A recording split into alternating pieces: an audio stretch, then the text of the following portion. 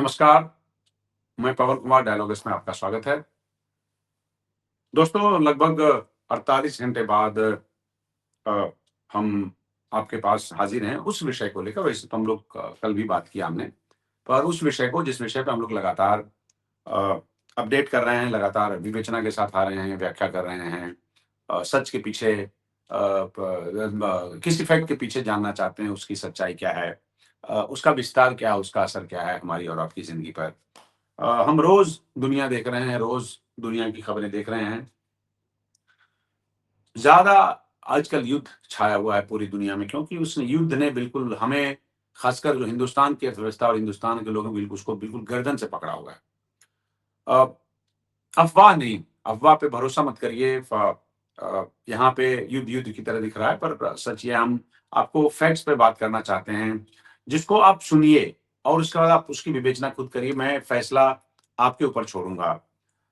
अभी दोस्तों क्या हुआ कि भारत सरकार ने 4 हफ्ते के लिए जो टीआरपी है, उसके ऊपर रोक लगा दिया है, क्योंकि उसको आशंका है कि टेलीविज़न इस बात को उठाते हैं और बार-बार इसको एम्प्लीफाई करने की कोशिश करते हैं और वो भी दिखाते हैं कि जैसे वो ये भी बता सकते हैं कि न्यूक्लियर बॉम्ब कहाँ गिरने वाला है, मतलब जो अमेरिका को नहीं पता, वो ईरान को नहीं पता, वो टेलीविज़न चैनलों को यहाँ पता होता है। तो हम आपको अफ़वाह की तरफ नहीं ले जाएँगे, हम आपको फैक्ट्स बताएँगे जो जो डेटा में है, जो अब जैसे डॉलर है, तो डॉलर कहाँ पहुँच गया, तेल की कीमत कहाँ पहुँच गई, रुपया कहाँ पहुँच गया, मैं फैसला आपके ऊपर छोड़ता हूँ। यहाँ हम लोग पैनिक हो सकते हैं, पर जहाँ लड़ाई हो रही है दुबई में, वहाँ पे कहते हैं कि वहाँ पे लाइफ सामान्य है, बट अल्टीमेटली इसका असर पड़ेगा ज़िंदगी पर, ज़िंदगी स्क्वीज़ हो जाएगी और आपकी लाइफ पे ऐसा फ़र्क पड़ेगा जिसमें जेब पर सबसे ज़्यादा भारी पड़ेगा आने वाले वक़्त में।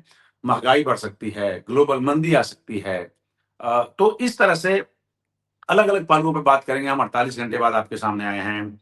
लड़ाई की बात को लेकर के हमने शनिवार को 11 बजे आपसे बात की थी और ये कहा था कि भारत सरकार के लिए सबसे बड़ी समस्या अब ये है कि उसको 9,000 भारतीयों को ईरान से कैसे निकाला जाए। आप लोग हमें देखते हैं, मुद्दा चाहे कोई भी हो, आप लोग देखते हैं, कमेंट करते हैं, पसंद करते हैं, हमें अच्छा लगता है। आज हम बात फिर वहीं से अ, लड़ाई 2 दिन में बहुत आगे बढ़ गई है। कहते हैं कि गंगा में बहुत पानी बह गया, ठीक उसी तरह से तब तक हॉर्मुज़ के अंदर बहुत पानी बह गया। हॉर्मुज़ स्ट्रेट पे हम आएँगे, हॉर्मुज़ इस लड़ाई में बहुत इम्पोर्टेंट है दोस्तों। लब कभी-कभी ऐसी घटनाएँ होती हैं जिसका असर हमारे रसोई घर तक पहुँच जाता है, जिसका असर हमारी जेब पे तुरंत पड़ता है। आप बाज़ार में जाएँगे, जिस चीज़ की कीमत कल ₹20 थी, उसके लिए आपको आज अपने पर्स में से ₹5 और ज़्यादा निकालने पड़ेंगे और आपको पता भी नहीं चलेगा। ऐसा होता है। जो वेस्ट एशिया, मध्यपूर्व में जो लड़ाई चल रही है, जिसमें 3 पक्ष खतरनाक तरीके से भिड़े पड़े हैं, ईरान, अमेरिका और इज़राइल। वो एक ऐसी ही घटना है जो हमें और हमारी और आपकी ज़िंदगी में बदलाव ला रहा है, हमारी और आपकी ज़िंदगी में अ, एक एक ऐसे गाँठ की तरह बना हुआ है जो अगर अगले कुछ घंटे, कुछ कुछ दिन अगर नहीं खुले तो उसका बड़ा खतरनाक नतीजा आने वाला है।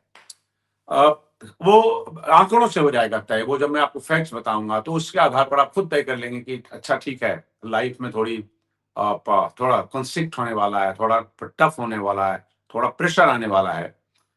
अभी शुरू आज करेंगे इस बात से कि सबसे पहले कि ईरान में क्या बदलाव हुआ है और उस बदलाव की इस लड़ाई में क्या भूमिका है। अमेरिका कहाँ तक आगे आके हाथ मिलाने को तैयार होगा, इज़राइल कहाँ तक हाथ मिलाने को तैयार होगा। अमेरिका ने ऑलरेडी कह दिया है कि इस लड़ाई को रोकना इज़राइल के हाथ में है, वो उसके उसके और ईरान के बीच में है। अमेरिका और इज़राइल की इस लड़ाई के बीच में ईरान ने सर्वोच्च नेता का चुनाव कर लिया है और जो अली खमेनी साहब की मौत के बाद उनके बेटे मुश्तबा खमेनी को ईरान का नया सुप्रीम लीडर चुन लिया गया है दोस्तों। ध्यान रखिएगा, युद्ध अब दूसरे हफ्ते में पहुंच चुका है। आज आज आज आज आज 10वां दिन है युद्ध का, 28 तारीख से युद्ध शुरू हुआ है, तो आज 10वां दिन है कायदे से। मिसाइलें चल रही हैं, तेल के ठिकाने तेल के ठिकानों पर हमले हो रहे हैं। पहले तो ईरान के जो तेल एसेट्स हैं, उन पे हमले नहीं हो रहे थे। पर अब नए जो हमले हैं की सीरीज है उसमें वो भी चपेट में आ गया है। खाड़ी देशों में डर का माहौल है। इसमें इस बीच में ईरान के मसूद साहब जो वहां के राष्ट्रपति हैं, मसूद पेजेस्कियन, उन्होंने मध्य पूर्व के सारे देशों से माफी मांगी और कहा कि आप सब हमारे भाई हैं, हम हमला नहीं करेंगे अगर आप अपनी जमीन का इस्तेमाल ईरान के ऊपर हमलों के लिए नहीं करेंगे तो। इस माफी को दोस्तों अमेरिका ने एक ईरान की कमजोरी के तौर पे माना और उसने कहा कि ईरान को बिना किसी समर्थन के, बिना किसी कंडीशन के सरेंडर करना पड़ेगा, जिसके लिए ईरान तैयार नहीं है। अब ईरान में क्योंकि सुप्रीम लीडर का चुनाव हो गया है, लिहाजा ईरान की पूरी स्ट्रेटजी अब एक नई स्ट्रेटजी होगी, एक नया लीडर होगा। मिसाइलें चल रही हैं, तेल के ठिकानों पे हमले हो रहे हैं, डर का माहौल है जैसा हमने आपसे कहा। इनकी माफी के बाद वहां पे जो बाकी सरजमीन है, जो गल्फ कोऑपरेशन काउंसिल के देश हैं 6-7, उसमें से उसका इस्तेमाल उस सरजमीन का नहीं होगा अटैक के लिए ईरान के ऊपर, ये कौन तस्दीक करेगा, इसकी गारंटी कौन देगा? तो लिहाजा ईरान को भी इनके ऊपर अटैक करना पड़ सकता है अगर इसकी जमीन से अटैक होगा तो। ये उनकी माफी के बाद भी इतना तय है। इस पूरे संकट के बीच ध्यान ये रखिएगा कि इन्वेस्टमेंट बैंकर गोल्डमैन सैक्स ने चेतावनी दी है कि अगर ये लड़ाई मार्च के अंत तक चलती रही तो अभी से 4 दिन पहले, देखिए परिस्थितियां कैसे बदलती हैं। अभी से 4 दिन पहले गोल्डमैन सैक्स ने कहा कि अगर ये लड़ाई 4 से 5 हफ्ते चलेगी तो कच्चा तेल $100 तक पहुंच सकता है, लेकिन कच्चा तेल ऑलरेडी $100 से ऊपर पहुंच गया है। अब गोल्डमैन सैक्स का नया एस्टिमेट यह है कि अगर ये लड़ाई मार्च के मतलब थ्रू मार्च अगर चली तो कच्चा तेल $150 के आसपास पहुंच जाएगा, जो 2008 का स्तर होगा, जब आपको याद होगा पूरी दुनिया में भयानक एक वित्तीय मंदी आई थी, फाइनेंशियल इकोनॉमिक डिप्रेशन आया था, रिसेशन था, वो फाइनेंशियल सेक्टर से निकल के आया था। तो उस मंदी के बाद तेल की कीमत करीब $149 के आसपास पहुंच गई थी। सोचिए अगर ऐसा हुआ तो इसका असर सिर्फ ईरान और इजराइल पे होगा क्या? उसका उत्तर है नहीं। उसका असर हमारे यहाँ होगा, दिल्ली, पटना, लखनऊ, सब जगह काम कर रहे लोगों को होगा। ऑलरेडी इस देश के कई इलाकों में, यूपी के कई इलाकों में, राजस्थान के कई इलाकों में पेट्रोल पंप पे ऑलरेडी तेल की किल्लत हो रही है। कई ऐसे पेट्रोल पंप की तस्वीरें कल अखबारों में आपने देखा और हमने देखा, जहां पेट्रोल पंप के मालिकों ने एक पर्ची चिपका दी पेट्रोल पंप पे कि आज पेट्रोल पंप खत्म है, आज पेट्रोल और डीजल खत्म है, यहाँ पे कोई नया माल नहीं आया है। उन्होंने उसका हवाला ये भी दिया कि खबरों के हवाले से बता रहा हूँ कि उसका हवाला ये दिया कि क्योंकि आज शनिवार है, आज माल नहीं आया है, बाकी लोग ने शनिवार तक पेट्रोल भरा के, डीजल भरा के खत्म कर दिया। तो इस तरह के मतलब ये पैनिक सिचुएशन नहीं हो सकती, जिसको बोलते हैं एक पैनिक बुकिंग में लोगों ने पहले पेट्रोल और डीजल भरवा लिया और आप उसके बाद देख रहे हैं पेट्रोल पंप खाली है। तो एलपीजी महंगी होगी। एलपीजी, जैसा कि मैं आपको बता चुका हूं, एलपीजी ऑलरेडी सरकारी कंपनियों ने एलपीजी को की प्रति सिलेंडर ₹60 प्रति सिलेंडर उसकी बढ़ोतरी कर चुकी है। अब उनका अलग तर्क है कि साहब ऐसा है, हमें एलपीजी बेचने पे पिछले वित्तीय साल में भी 40,000 करोड़ रुपए का हमें नुकसान हुआ है, उसमें से 30,000 करोड़ की भरपाई ऑलरेडी सरकार ने कर दी है। पेट्रोल डीजल महंगे होंगे, अभी इसके कोई संकेत नहीं है। बार बार सरकार इस बात को कह रही है कि पेट्रोल और डीजल महंगा नहीं होने देंगे, लेकिन चिंता इस बात की है कि जब $150 पर कच्चा तेल अगर जाएगा तो कब तक सरकार हमें कुशन करके रखेगी, बचा करके रखेगी। आज की इस लाइव में हम लोग यही समझेंगे, युद्ध की ताजा स्थिति समझेंगे, ईरान की नई रणनीति समझेंगे, हिजबुल्लाह का रोल समझेंगे, तेल संकट समझेंगे और भारत पर इसका असर समझेंगे। सबसे पहले दोस्तों चलते हैं जो आज का डिटेल के साथ, आज क्या हुआ, ऐसा क्या हुआ, क्योंकि जब तक इसके बाद में जब खबरों के पार की दुनिया में मैं जाऊंगा, जब आपको डिटेल बताने की कोशिश करूंगा, तो आपको समझ में आना चाहिए कि ये जो अभी अभी तक हुआ क्या क्या है। 3 दिन से रैप अप करते हुए मैं आगे बढ़ता हूं। देखिए, आज शुरू करते हैं सबसे पहले बाजार से। जब मैं सुबह बाजार देख रहा था तो बाजार तेल उछला हुआ है ऑलरेडी पूरी दुनिया के बाजारों में। ब्रेंट क्रूड 109 110 पे पहुंच चुका है। शेयर बाजार टूटा हुआ है, रुपया दबाव में है और जो युद्ध की तपिश है, जो युद्ध की आंच है, उसने पूरे बाजार में एक घबराहट का माहौल बनाया हुआ है। इस लड़ाई से पूरी global situation, global financial market में चिंता है। ग्लोबल फाइनेंशियल मार्केट में वही जैसा है। ईरान और इजराइल के बीच तनाव तेज हुआ है। दुनिया भर के निवेशकों में घबराहट है, बेचैनी है, घुटन है। इसका असर भारत में भी दिखा जब शेयर बाजार खुले 3% गिरा और निफ्टी भी तेज गिरावट के साथ 23,700 के आसपास थोड़ी देर पहले तक ट्रेड कर रहा था। ये गिरावट केवल घरेलू हमारे जो कारण है दोस्तों उसकी वजह से नहीं है, बल्कि ग्लोबल सिचुएशन में, ग्लोबल जो पोजीशन है उसमें उसकी वजह से वो एक देखिए मार्केट सेंटिमेंट पे बहुत ज्यादा चलता है। तो निवेशकों को आशंका इस बात की है कि यदि युद्ध लंबा चला तो जब जिसके अभी कोई चांस नहीं दिख रहे हैं कि युद्ध बीच में खत्म हो जाए, कोई सरप्राइज आ जाए, कोई मिरेकल हो जाए, इसकी कोई संभावना नहीं दिख रही है। ऐसे में अगर युद्ध लंबा चला तो तेल बाधित होगा, जिसका असर पूरी दुनिया के अलावा हिंदुस्तान पर सबसे ज्यादा पड़ेगा। एक बड़ी दिलचस्प बात है जो हम लोग अक्सर समझने की कोशिश करते हैं, अगर नहीं करते हैं तो कम से कम समझना चाहिए। हमें पूरी दुनिया में युद्ध होता रहे उससे बिल्कुल कोई फर्क नहीं पड़ता। हम लोग उस तरह से हमेशा एक निरपेक्ष देश रहे हैं। लेकिन जहां ऐसे युद्ध जहां पे तेल खतरे में होता है, जैसे तेल खतरे में आता है वैसे हिंदुस्तान खतरे में आ जाता है। तो निवेशकों को आशंका है कि अगर दोस्तों ये अगर युद्ध लंबा चला तो आपूर्ति बुरी तरह से बाधित हो सकती है और ग्लोबल जो ग्लोबल इकोनॉमीज हैं उस पर बहुत ज्यादा उसका फर्क पड़ेगा। तेल की कीमतों में बड़ा विस्फोट है, आप समझिए। इस संकट की सबसे बड़ी वजह है कच्चे तेल की कीमतों में उछाल आ गया है और ब्रेंट क्रूड $110 के ऊपर ट्रेड कर रहा है दोस्तों। और ये स्तर आप समझिए 2022 के, ये 2022 के बाद पहली बार है। 2022 में जब यूक्रेन पर रूस ने आक्रमण किया था उसके बाद के आसपास का लेवल, ये उससे ज्यादा पहुंच गया है। जो विशेषज्ञ हैं, जो तेल के एनालिस्ट हैं, वो ये कहते हैं कि अगर खाड़ी क्षेत्र में उत्पादन कम हुआ है और आवाजाही भी अगर बढ़ गए, आवाजाही बाधित हो रही है, तो तेल की कीमतें यहां से और ऊपर जाएगी। भारत जैसे देशों के लिए चिंता की बात बहुत ज्यादा है, क्योंकि भारत, हम अपनी जरूरतों का, मैं बार बार कहता हूं कि हम लोग 80-85% इंपोर्ट करते हैं। मतलब मेजोरिटी हम लोग इंपोर्ट पर निर्भर हैं। अगर इंपोर्ट में दिक्कत है तो हमें आपूर्ति में दिक्कत है। जब आप तेल की बात करेंगे, जब आप तेल के महंगा होने की बात करेंगे, जब ज्यादा डॉलर आप पे करेंगे उसकी बात करेंगे, तो रुपया कमजोर हो उसकी बात नहीं करेंगे, तो बड़ा लॉपसाइडेड व्यू रहेगा। तेल की कीमतें बढ़ने का असर भारतीय करेंसी पे बहुत ज्यादा पड़ रहा है और डॉलर के मुकाबले रुपया गिरकर 92 रुपए के आसपास पहुंच चुका है, जो लगभग रिकॉर्ड निचला स्तर है। 2-3 दिन से खिसकाव था इसमें।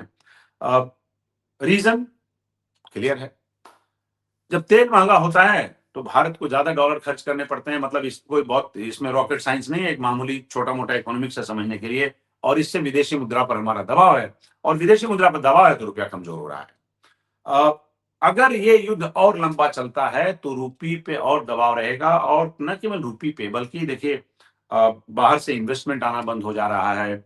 बाहर के जो हमारे रेमिटेंस आते हैं वो बंद हैं। उससे फॉरेक्स की हमारी कमाई बंद हो जाएगी। उससे हमारे फॉरेक्स जो रिजर्व बैंक का विदेशी मुद्रा भंडार है उस पर दबाव बढ़ेगा। तो रुपया कमजोर होने से बहुत सारी दिक्कतें आती है, डॉलर बंद होने से बहुत सारी दिक्कतें आती है। विदेशी निवेशक भाग रहे हैं। विदेशी निवेशक आप बाजार में देखिएगा, माफ करिएगा एक बार दोस्तों, आप लोग देखते हैं अच्छा लगता है कुछ सवाल?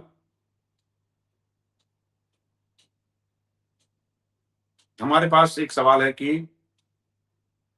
ईरान झुकने को तैयार नहीं हो तो क्या यह युद्ध लंबा और चल सकता है? देखिए तमाम तरह के संकेत हैं कि ईरान ईरान ने अभी तक ऐसा कोई संकेत नहीं दिया है कि वो झुकने को तैयार है।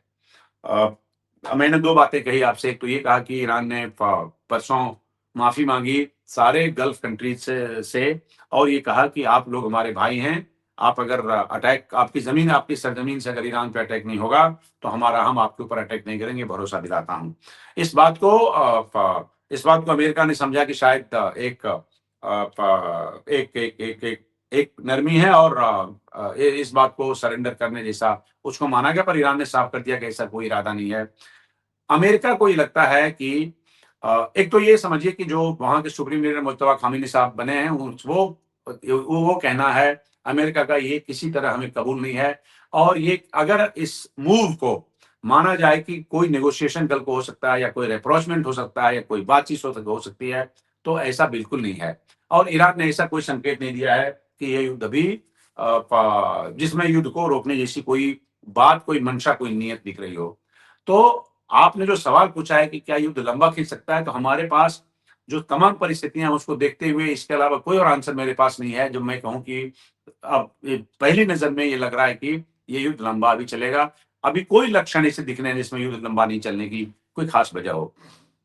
हम बात कर रहे थे रूपी से, आगे चलते हैं।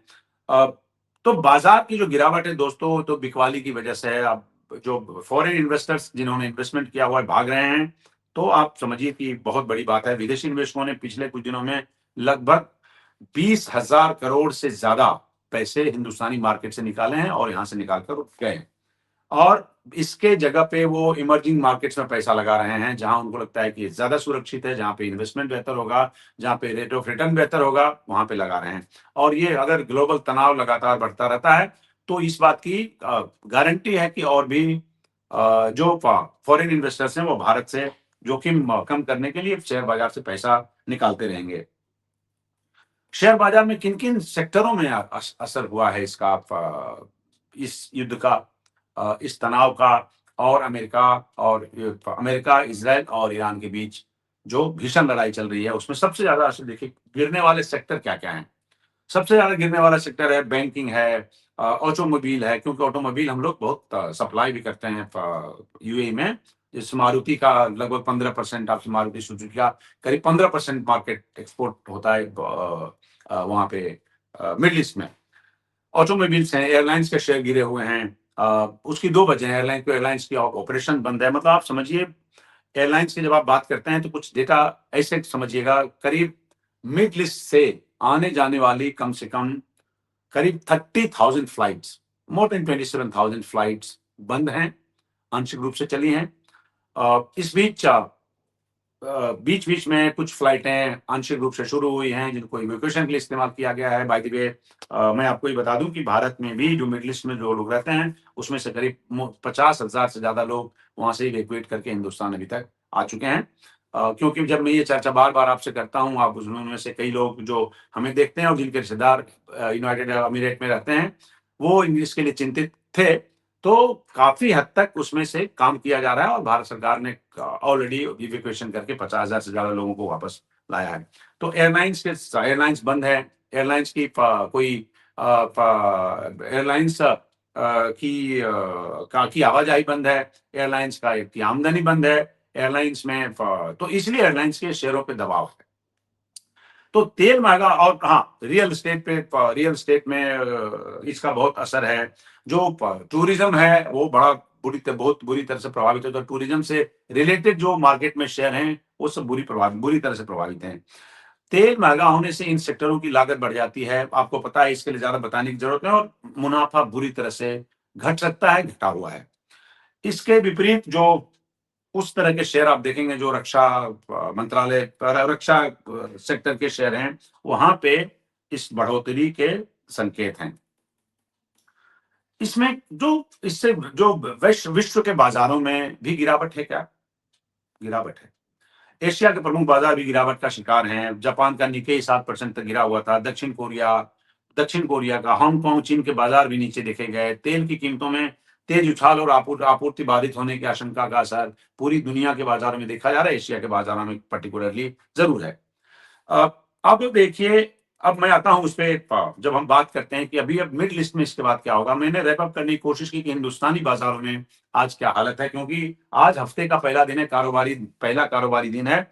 और यहां से आज के मार्केट का बिहेवियर, आज के मार्केट के जो सिम्टम्स हैं और आज के मार्केट का जो बर्ताव है, उसके हिसाब से तय होगा कि पूरा हफ्ता मार्केट का मूड क्या रहेगा, मार्केट का व्यवहार क्या रहेगा।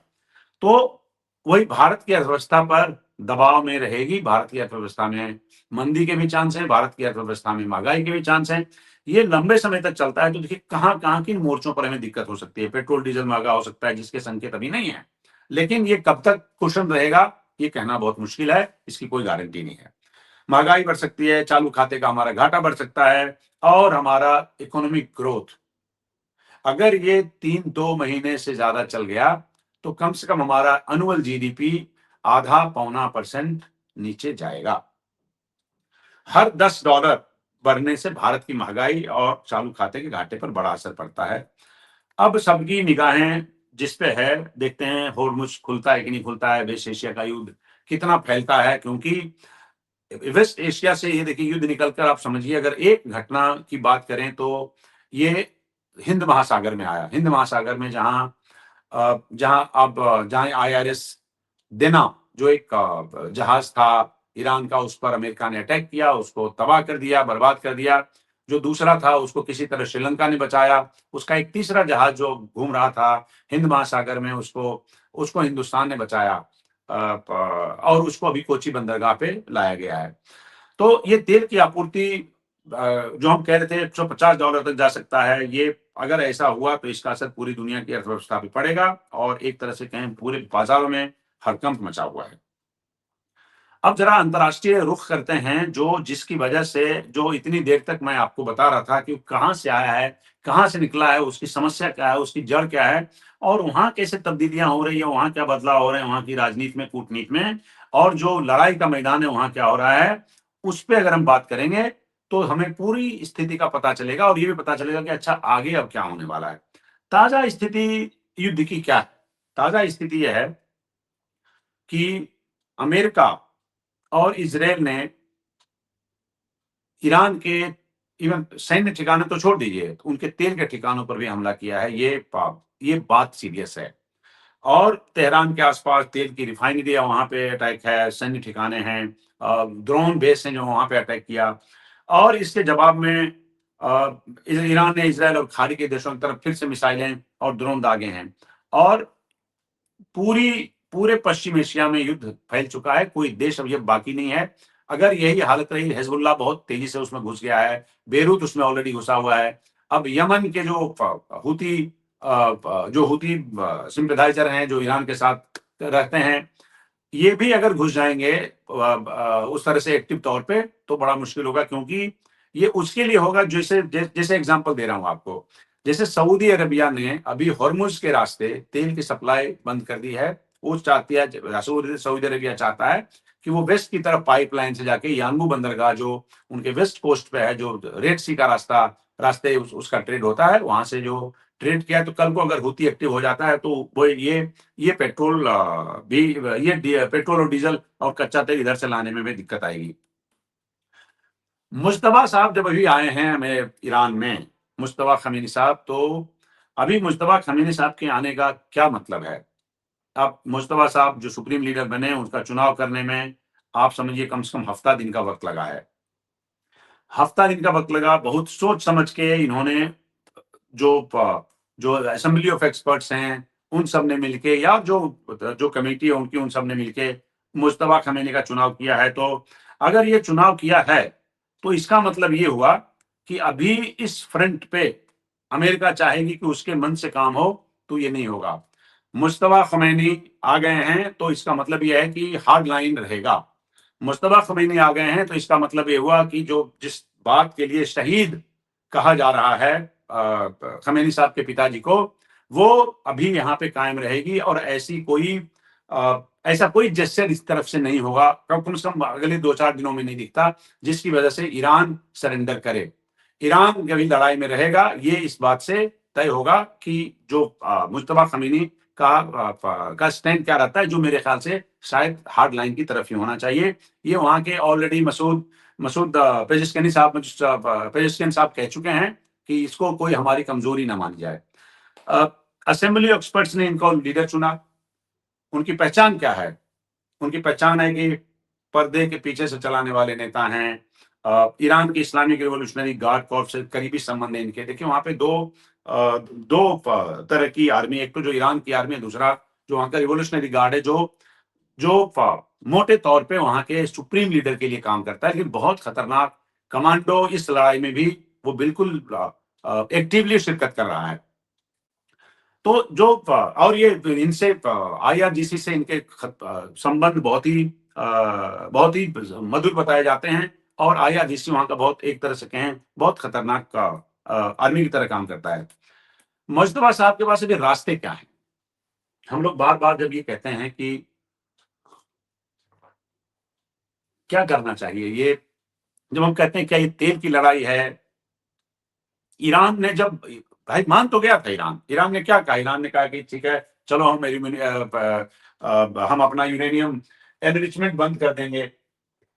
और दो बातें इस बार जानना दोस्तों बहुत जरूरी आपके जैसे लोगों के लिए है कि भाई मैं इतने दिन से आपको कह रहा हूं कि लड़ाई हुई, उसमें फिर से एक बार रिकैप्चुलेट कराता हूं कि ईरान को से जो चाहिए था अमेरिका को और इसराइल को, उसके लिए तो ईरान राजी हो गया था। भाई उनके साथ जब बीच बचाव हुआ, जब ओमान ने बीच बचाव किया, तो ओमान के जो विदेश मंत्री थे उन्होंने कहा कि Iran had agreed to zero stockpiling of enriched uranium. एक बात मान गया। दूसरी बात मान गया कि हम न्यूक्लियर बम नहीं बनाएंगे। स्टिल यूएसए और इसराइल जो हैं, जिसमें से एक प्रोवोकेटियर है और दूसरा जो एग्जीक्यूट कर रहा है, उसने ईरान पे अटैक किया। एक तो ये बात है। दूसरा, इस बात को समझना जरूरी है कि जो पूरी दुनिया में जो सेकेंड वर्ल्ड वॉर के बाद रीजन्स ऑफ वॉर के दो ही हैं। एक तो आप सेल्फ डिफेंस में यूएन चार्टर के मुताबिक आप अपने सेल्फ डिफेंस में लड़ाई करेंगे, और दूसरा करेंगे जब यूएन सिक्योरिटी काउंसिल ने आपको परमिशन दे दिया। इस केस में इन दोनों के पास कोई परमिशन, तो मैं ये बीच में ये बातें आपको इसलिए बता रहा था ताकि आपको कंटेक्स्ट समझ में आए और एक बात से दूसरी बात को जोड़ने में कोई दिक्कत नहीं हो। अब मुश्तबा साहब की संभावित राजनीति क्या हो सकती है? संभावित राजनीति हो सकती है, उनके पास 3 जवाब है। सबसे पहला, जिसका वो पालन करेंगे और जो मैं समझता हूं कि उनको करना चाहिए, वो ये कि कठोर जवाब अभी देना है, अभी स्टैंड खराब नहीं करना है, अपना स्टैंड अभी कमजोर नहीं करना है। देखते हैं कितना नुकसान होता है। वो एक तो तरीका ये हो सकता है जिसमें मिसाइल के वो हमले बढ़ा सकते हैं, इसराइल पे हमले बढ़ा सकते हैं। वहां से देखते हैं किस तरह से प्रॉक्सी ग्रुप है वो किस तरह से ईरान में उनको साथ देता है। और खाड़ी के देशों में अगर वहां की जमीन से ईरान पे हमला हुआ, तो खाड़ी के जो बाकी देश हैं, जिसमें यूएई है, ओमान है, जिसमें कतर है, जिसमें सऊदी अरबिया है, इन सब जगहों पर किस तरह से खतरनाक तरीके से तो अपना हमला बढ़ा सकते हैं दबाव में लाने के लिए, ताकि इसराइल और अमेरिका दबाव में आए। एक तो ये तरीका हो सकता है कि स्टैंड कितना स्ट्रांग रखते हैं, ये इस पे डिपेंड करेगा, और इसी बात पे लड़ाई भी डिपेंड करेगी। अफवाहों पे नहीं जाइएगा, पर लड़ाई पे ध्यान जरूर रखिए, फैक्ट्स पे ध्यान जरूर रखिए, खबरें जरूर पढ़िए। और अगर आपके पास सोर्सेज नहीं है, तो हम जैसे लोगों को सुनिए, हम आपके लिए पढ़ते हैं, लिखते हैं, और पूरा I go between the lines and try to understand and I come back to you. Proxy युद्ध, जो मैंने अभी कहा, प्रॉक्सी युद्ध में इनके पास अभी 2 रास्ते हैं। हिजबुल्लाह को उतारा है हिजबुल्लाह, बल्कि ईरान के लिए लड़ाई कर रहा है। जो वो सारे मिलिशिया जो ईरान के साथ हैं, खासकर वो जो शिया कम्युनिटी से बिलोंग करते हैं, तो ईरान सीधे युद्ध की बजाय प्रॉक्सी में उतर जाए। उसमें मिलिशिया का समर्थन लेगा, हिजबुल्लाह का समर्थन ले सकता है। हुती अभी तक एक्टिवली मैदान में नहीं उतरा है। हुती बहुत बड़ा न्यूसेंस फैक्टर है दोस्तों हुती का। अगर हुती चाहे तो पूरा रेड सी का रास्ता बंद हो सकता है। मतलब अभी तो हम लोग हॉर्मुज पे हाई तौबा मचा रहे हैं, जहां से 20% तेल आता है, और हिंदुस्तान के लिए 40%, एलएनजी हम लोग के लिए 60% से ज्यादा, एलपीजी में हम लोग के लिए 50% के आसपास वहां से मंगाते हैं। 2-3% इधर उधर हो सकता है, समझिए। तो ये एक रास्ता। अभी जो दूसरा रास्ता, जो हुती जिस प्रॉक्सी वॉर की बात कर रहे हैं, अगर हुती इसमें शामिल हो गया पूरी तरह से साजो सामान के साथ, तो हुती रेड सी का रास्ता बंद कर सकता है। वो रास्ता बंद कर सकता है जहां से वेस्ट कोस्ट के जरिए सऊदी अरेबिया अपने तेल पूरी दुनिया में सप्लाई करने को आतुर है। वो रास्ता अगर बंद हो जाता है तो और दिक्कत होगी, और इसके जरिए हम प्रॉक्सी के जरिए हमला बढ़ाया जा सकता है। दूसरा रास्ता ये है। तीसरा रास्ता है कि बातचीत हो ईरान और अमेरिका इसराइल के बीच। लेकिन कुछ विश्लेषक ये मानते हैं, जो स्ट्रेटजी देखते हैं, जो सिक्योरिटी देखते हैं, जो इंटरनेशनल रिलेशन समझते हैं, जो वॉर में डे टू डे वॉर के डेवलपमेंट में को स्टडी कर रहे हैं, वो ये समझते हैं कि ईरान अंततः बातचीत की तरफ जाएगा। अब उस सूरत में बातचीत के बदले ईरान क्या सरेंडर करता है, कितना निगोशिएट करना पड़ सकता है। जैसे अमेरिका कह रहा है, जब तक अमेरिका कह रहा है कि ये जो नया सुप्रीम लीडर बना है इसको हम नहीं मानते, इसकी जगह पे दूसरा बनना चाहिए, ये इसके भी लक्षण पुराने जो जो जो, जो सुप्रीम लीडर हैं उसी के, ईरान इसके हाथ में सुरक्षित नहीं है, ये अमेरिका का कथित रूप से कहना है। तो उस सूरत में अगर ईरान किसी न किसी वजह से दबाव में, बर्बादी के डर से चारों तरफ से अगर घेर लिया जाता है, तो अगर ईरान सरेंडर करता है या ईरान नेगोशिएशन की टेबल पे पहुंचता है, तो उसमें देखना पड़ेगा कि किस हद तक उसे नेगोशिएट करना पड़ता है। क्या ये सुप्रीम लीडर को सेक्रीफाइस करना पड़ सकता है कि सुप्रीम लीडर कहीं ऐसा न हो कि जो एडवर्सरी है उसकी मर्जी से बनाया जाए। तो ये देखना पड़ेगा कि ये लेवल कहां तक जाता है। तो बातचीत जो है एक तीसरा रास्ता हो सकता है, जिसके आसार अभी फिलहाल कम नजर आ रहे हैं। क्या ईरान सरेंडर भी कर सकता है क्या? भाई कई जो सिक्योरिटी के जानकार हैं उनसे मैंने पूछा कि क्या सरेंडर हो सकता है? हालात अच्छे नहीं हैं। जो ईरान के पास भी जो आर्म्स एंड एम्यूनिशंस हैं वो लगातार खर्च हो रहा है। बर्बादी बहुत है। 1500 1000 से ज़्यादा लोग ईरान में ऑलरेडी मारे जा चुके हैं। बेरूत में मारे जा चुके हैं। लेबनान में मारे जा चुके हैं। हिजबुल्लाह मारे जा चुके हैं। करीब इज़राइल में भी लोगों की मौत हुई है। 6-7 अमेरिकी भी मारे गए हैं, सरकारी तौर पे जो आंकड़ा है। तो क्या ईरान सरेंडर कर सकता है क्या? कर भी सकता है। फिलहाल लेकिन फिलहाल इसकी संभावना, अभी तक के मिजाज, मूड, बैकग्राउंड और मंसूबा, ये देख के अभी नहीं लगता कि ईरान कोई सरेंडर करने की हालत में है। इसका कारण है ईरान का जो अपना पॉलिटिकल सेटअप है, उसमें बहुत मुश्किल है किसी एक व्यक्ति का डिसीजन लेना, इसलिए लिहाजा अभी उसमें लड़ाई चलेगी। इसमें धर्म भी जुड़ा हुआ है। इसमें एक जो सुप्रीम लीडर है उसकी मौत हुई है, उसको शहादत से जोड़ के देखा जा रहा है। 40 दिन का मातम है। इसी मातम के दरमियान अगर सरेंडर का फैसला होता है तो ये अच्छा नहीं माना जाएगा। ये बात वहां के नेता समझते हैं, ये बात वहां के धार्मिक नेता समझते हैं। और ये इतना ही नहीं, ये धार्मिक रूप से एक समझिए सबको एक बड़ा बड़ा इमोटिव इशू है। इसलिए ये राष्ट्रीय प्रतिष्ठा का विषय है। लिहाजा इन सबको देखते हुए ईरान के सरेंडर करने की संभावना कम थी, लेकिन उसका उसके उसके बरक्स आएंगे। लेकिन लंबा युद्ध चलेगा, ईरान का नुकसान है, इकोनॉमिक लॉस बहुत ज्यादा है। जो आंतरिक असंतोष बहुत ज्यादा हैं।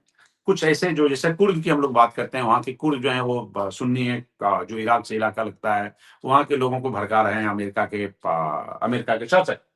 वो सब ये बहुत काम करेगा। ईरान अभी कितनी दूरी तय करता है, इसी सख्ती के साथ, इसी तल्खी के साथ और इसी हिम्मत के साथ, ये उस पे डिपेंड करता है कि आंतरिक संतोष भी किस उसका उसका स्केल क्या होता है, उसकी फेरोसिटी क्या है, उसके आधार पर ये तय होगा।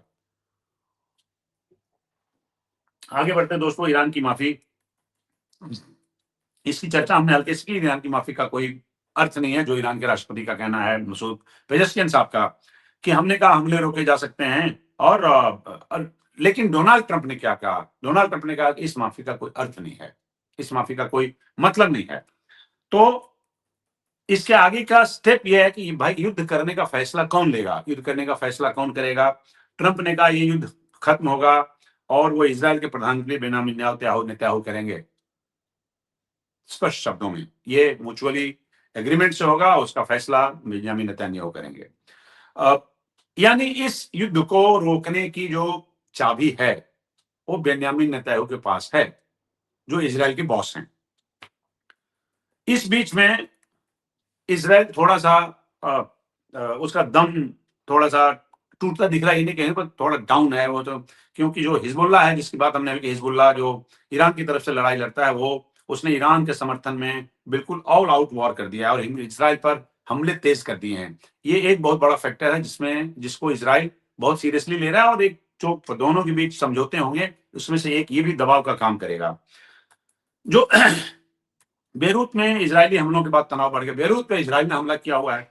अगर हिजबुल्लाह पूरी ताकत से युद्ध में उतरता है दोस्तों, तो उसके पास इतने साजो सामान हैं, इतने लोग हैं, मतलब आप गाजा पे लड़ाई में भी हिजबुल्लाह ने बिल्कुल इजराइल के नाक में दम किया हुआ था। अगर हिजबुल्लाह पूरी तरह से लड़ाई में उतरता है तो लेबनान, सीरिया, इज़राइल ये तीनों मोर्चे खुल सकते हैं। इसीलिए अभी ये सारी संभावनाएँ हैं, लिहाज़ा अ, ये कि युद्ध 1-2 दिन में ऐसा खत्म हो जाए, ऐसे कोई आसार दिख नहीं रहे हैं। और हॉर्मुज़, बस एक लाइन आगे बढ़ के चलता हूँ आपको। हॉर्मुज़ का महत्व इसलिए है कि ये उस जगह पे जहाँ पे कायदे से तो देखिए ये वो जगह है जहाँ पे किसी का कब्ज़ा नहीं है। लेकिन ईरान का कहना है कि युद्ध के समय में हॉर्मुज़ पर केवल ईरान का अधिकार चलेगा, बाकी टाइम पे ये एक जलधारा है, हर कोई इससे आ जा सकता है अंतर्राष्ट्रीय नियमों के मुताबिक। लेकिन हम अभी इसमें किसी को खासकर जो यूरोप, इज़राइल और यूएस उसके जहाज़ जाएँगे तो हम उस पे अटैक करेंगे। आधिकारिक तौर पे जो वहाँ का रिवोल्यूशनरी कमांडो है, जो रिवोल्यूशनरी गार्ड है, उसने कहा है कि आधिकारिक तौर पर हॉर्मुज़ पर हमारा कब्ज़ा है। ये ऑलरेडी बोल चुका है। अब कहेंगे क्या हॉर्मुज़ ईरान के नियंत्रण में है? नहीं, केवल उसने बोला नहीं है, बल्कि वाक़ई हॉर्मुज़ उसके नियंत्रण में है, पूरी तरह से नहीं। लेकिन जलडमरू मध्य का जो स्ट्रेट है, उसका जो नॉर्दर्न इलाका है, वो ईरान के पास से लगता है। नीचे यूएई है और सऊदी अरेबिया के इलाके हैं। सो जो दक्षिण हिस्सा और जैसे ओमान के पास भी थोड़ा-सा हिस्सा है। तो ईरान के पास वो क्षमता है कि वहाँ से जो पास हो सके, उसको रोके। उन्होंने कहा कि हम चीन चीन के जहाज़ों को हम नहीं रोक रहे हैं। चीन से ईरान की दोस्ती है और ईरान से लगातार चीन तेल की सप्लाई लेता रहा है। तो अब दोस्तों, अब सबसे बड़ी बात इसमें से है कि ये सारे मैंने आपको भारत की स्थितियाँ बता दी, भारत के बाज़ारों की हालत बता दी, भारत में तेल सप्लाई की स्थिति बता दी, भारत में गैस की सप्लाई की स्थिति बता दी, गैस की सप्लाई से इंडस्ट्रियल प्रोडक्शन पे कितना फ़र्क पड़ रहा है, हमारे टेक्सटाइल इम्पोर्ट पे क्या फ़र्क पड़ रहा है, हमारा जो फार्म एक्सपोर्ट है, उस पे क्या फ़र्क पड़ रहा है, हमारा जो ऑटो का एक्सपोर्ट है, जो हम लोग यूएई में भेज रहे हैं, उस पे क्या फ़र्क पड़ रहा है। मतलब दर्जनों दर्जनों, मतलब आप टनों कागज इस पे दुनिया लिख रही है। आप देख सकते हैं, मतलब उस पे ऑलरेडी इसका इसका हम लोग इम्पैक्ट झेल रहे हैं। तो कहते हैं कि जब गोल्डमैन सैक्स ने चेतावनी दी, अब मैं क्योंकि रैप अप करूंगा तो एक बार फिर से रिकैप्चुलेट कराता हूँ। गोल्डमैन सैक्स ने चेतावनी, दुनिया का बड़ा इन्वेस्टमेंट बैंकर, उसने चेतावनी दी कि ये लड़ाई अगर थ्रू मार्च चलती है तो $150 पर जाने से 150 कच्चे तेल की कीमत $150 जाने से कोई नहीं रोक सकता। एक बात हम लोग अक्सर भूल जाते हैं कि इस अभी अभी देखिए ये सीजन है। हिंदुस्तान को दोस्तों डीजल इकोनॉमी कहा जाता है कायदे से।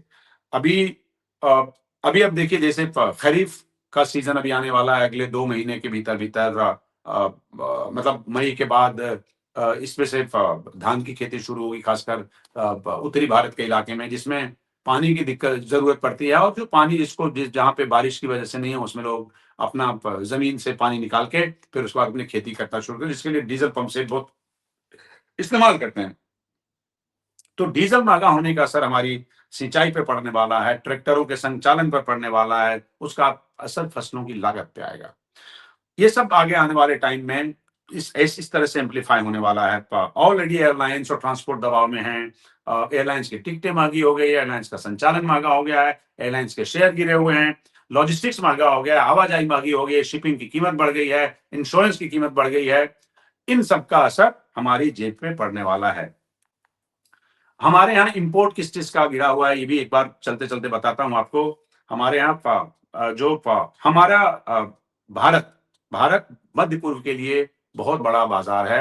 हम पहले उसको क्या-क्या एक्सपोर्ट करते हैं जो नहीं कर पा रहे हैं, जिसमें जैसे खाद्य पदार्थ है, चावल है, मांस, दवाइयाँ, इंजीनियरिंग सामान, शिपिंग महँगी हो गई बताई आपको। ये सब वो हैं, भारतीय प्रवासी काफ़ी हद तक राहत में हैं, वो उनको निकालने की बात चल रही है काफ़ी। उसमें से करीब मैंने कहा 50,000 से ज़्यादा लोग वापस लाए भी जा चुके हैं। भारत के पास अब केवल 3 विकल्प हैं, 3 विकल्पों में से एक तो रूस से तेल लेना है, जो कि एक बहुत बड़ी राहत है, जिससे संभव है कि उस तरह के संकट नहीं पैदा हो, जिस तरह का संकट हम लोग फ़ोresee कर रहे हैं, वो शायद उसको कंपनसेट कर दे। उसके अलावा जो हमारे पास जो स्ट्रेटेजिक रिज़र्व है, उससे काम चल जाएगा। और जो अभी फिलहाल जितनी ऊर्जा बचत हो सके। अभी कुछ सवाल दोस्तों मैं ले लेता हूँ चलते-चलते, माफ़ करिएगा। अ सवाल है कि क्या चीन और रूस इस संकट में ईरान के साथ खड़े होंगे? हम्म और दूसरा सवाल है कि रूस ने जो ऑयल हमें देने का फैसला किया, उसका कितना फायदा हमें होगा? बाद वाले सवाल का पहले आंसर करता हूँ। रूस ने जो ऑयल हमें देने का फैसला किया, उसका फायदा हमें होगा, इसलिए क्योंकि वो सब्सटेंशियल अमाउंट में है, और वो भी उस रेट से जो हम लोग अंतर्राष्ट्रीय बाजारों में जो रेट अभी चल रहा है, उससे कम कीमत पर खरीदेंगे। उतना सस्ता नहीं होगा जितना सस्ता पहले रूस हमें तेल दे रहा था, लेकिन फिर भी अंतर्राष्ट्रीय बाजारों में जो मौजूदा कीमत है, उससे सस्ता होगा, और उससे काफी रिलीफ भारत के लिए होगा। लेकिन जिस तरह के संकट आगे पैदा और जिस तरह का डिमांड होगा, और क्योंकि एक पूरा ऑल्टरनेटिव जो है वो बंद हुआ पड़ा है, जहां से हमारे पास 40% तेल आता है। जो दूसरा सवाल है वो क्या चीन और रूस इस संकट में ईरान के साथ खड़े होंगे? ऑलरेडी देखिए, राजनीतिक और कूटनीतिक रूप से चीन उसके साथ खड़ा है, ईरान भी उसके साथ, चीन उसके साथ खड़ा है और रूस भी उसके साथ खड़ा है, पर उस तरह से नहीं कि वो कल को लड़ाई में कूदने जाए। अभी दिलचस्प होगा ये देखना। एक बात इसमें से मैं बोल देता हूं कि अभी भारत के लिए अभी एक और लड़ाई चल रही है पूरी दुनिया में, जो पाकिस्तान और अफगानिस्तान के बीच है। इस लड़ाई में अभी जब, क्योंकि सऊदी अरबिया और पाकिस्तान के रिश्ते दूसरे किस्म के हैं, भारत सरकार के लिए बीच बचाव करने की कोई संभावना ज्यादा बनती है, और कितना सीरियसली उसको लिया जाएगा, ये संदेह का मामला है। अ, एक और सवाल है दोस्तों की, भारत को तेल सप्लाई सुरक्षित रखने के लिए क्या रणनीति बनानी चाहिए? वो उसका जवाब मैं आपको दे चुका हूं। भारत के पास जो विकल्प है वो मैं बता चुका आपको कि रूस के तेल हैं, हमारे पास रणनीतिक भंडार है, उसके बाद कुछ और नए सोर्स से, नए देश से ऑल्टरनेटिव पे हम लोग विचार कर रहे हैं, इसको सोर्सेस को हम लोग डाइवर्सिफाई कर रहे हैं। अ, तो ऐसा है कि मध्य पूर्व का ये युद्ध दोस्तों केवल सीमाओं की लड़ाई नहीं है, केवल राजनीति की लड़ाई नहीं है, केवल जियोपॉलिटिक्स की लड़ाई नहीं है। ये लड़ाई ऊर्जा पर कब्जे की है, ये लड़ाई ऑयल रिजर्व पर कब्जे की है, जो कब्जा वेनेजुएला के कब्जे से लगभग मिलता-जुलता है, लेकिन ये स्मूथ कब्जा नहीं है। वेनेजुएला पे तो वहाँ के राष्ट्रपति को आपने कब्जा कर लिया, पूरे देश पे लगभग कब्जा है, और उसके तेल संसाधनों का इस्तेमाल अमेरिका अपनी तरह से करेगा। ये पूरी दुनिया में ग्लोबल बैलेंस की लड़ाई है। अ, एक बात तय है कि अगर ये लड़ाई लंबी चली, तो दुनिया को एक नए तेल संकट का सामना करना पड़ सकता है, जो शायद दुनिया ने इससे पहले कभी नहीं देखा। 2008 का, लेकिन वो संकट उससे गोल्डमैन सैक्स और दूसरे जो 2-3 एजेंसियों का उसका कहना है, मैं बल्कि आपको बताता हूँ, वो इस प्रकार है कि अ गोल्डमैन सैक्स ने कहा है कि this disruption is 17 times larger than the Russian supply shock which they witnessed in 2022, which had already sent ripples through the global economy following Russia's invasion of Ukraine. Uh, तो ये मतलब उस तरह के इसका इसका लेवल वो है, इसका इसकी फेरोसिटी वो है, इसका स्केल वो है। अ, और अगर ये संघर्ष लंबा चलता है दोस्तों, बहुत देर होगी, आप लोग का बहुत बहुत देर से सुन रहे हैं, बहुत बहुत शुक्रिया आपका। और ये लड़ाई लंबी चली तो दुनिया नए तेल संकट के दौर में प्रवेश कर सकती है, जो अब तक दुनिया ने शायद नहीं देखा है। और भारत जैसे देशों के लिए सिर्फ ये विदेश नीति का मुद्दा नहीं रहेगा, ये हमारे विदेशी मुद्रा पे बहुत बड़ा संकट आने वाला है। उस रसोई गैस से लेकर पेट्रोल पंप तक सब जगह हम इसकी सख्ती महसूस कर सकते हैं। आने वाले कुछ हफ्ते ये तय करेंगे कि युद्ध किस दिशा में जाएगा, युद्ध कितनी गहराई तक जाएगा, और दुनिया को क्या ये बड़े ऊर्जा के झटके की तरफ ले जाएगा। हम आपको अपडेट करते रहते हैं, पूरी दुनिया की खबरें बताते हैं, उसकी विवेचना करते हैं, उसके we go beyond the lines. कुछ और सवाल आ गए हैं लगता है दोस्तों।